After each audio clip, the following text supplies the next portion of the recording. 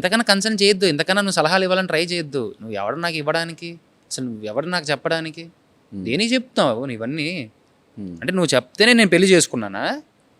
నువ్వే వచ్చి నాకు కాలు కూడా కన్యాదానం చేసావా? పోనీ పల్లకి మోసావా?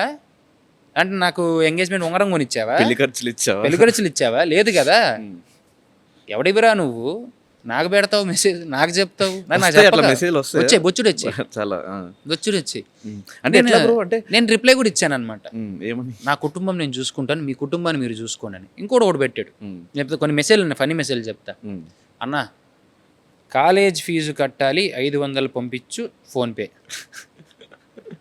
హాస్టల్ ఫీజు కట్టాలి 10,000 పంపించు ఫోన్పే. నాకు 2 పిల్లలన్నా ఏం చేయాలో అర్థం కావట్లేదు. నేనేం చేయను రా దానికి.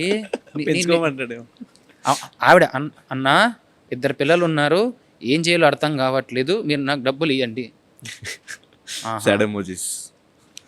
తర్వాత ఇంకొకడు, అన్నా ఖాళీగా ఉన్నాను, హైదరాబాద్ రావాలి, బస్సు ఖర్చు లేవా?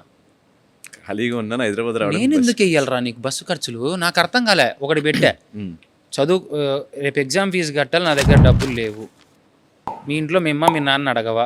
నేను డిపెండ్ అవ్వను. ఓ పని చెయ్యి, చదువు ఆపేయి, రెస్టారెంట్కి వెళ్ళి పని చేసుకో, రోజుకి ఇంత వస్తుంది, ఫీజు కట్టుకో. అలా ఎంతమంది బతకట్లేదు? ఎంతమంది చేయట్లేదు? కొవ్వా బలిసిందే? వెళ్ళి చదువుకో. చదువుకుంటూ వర్క్ చేసుకొని బతికే వాళ్ళు ఎంతమంది ఉన్నారు. Respect the people. స్టూడెంట్గా ఉండి బయటికి వెళ్ళి పని చేసుకుంటూ పార్ట్ టైం జాబులు చేసుకుని ఫీజులు కట్టుకుంటున్నారు, ఇంట్లో వాళ్ళకి డబ్బులు ఇస్తున్నారు. నేను పంపిల్లంటాడికి. హాస్టల్ ఫీజు లేదు, బయట వెళ్ళి పడుకున్నాను, రైల్వే స్టేషన్లో పడుకోరా పోయి అని చెప్పా.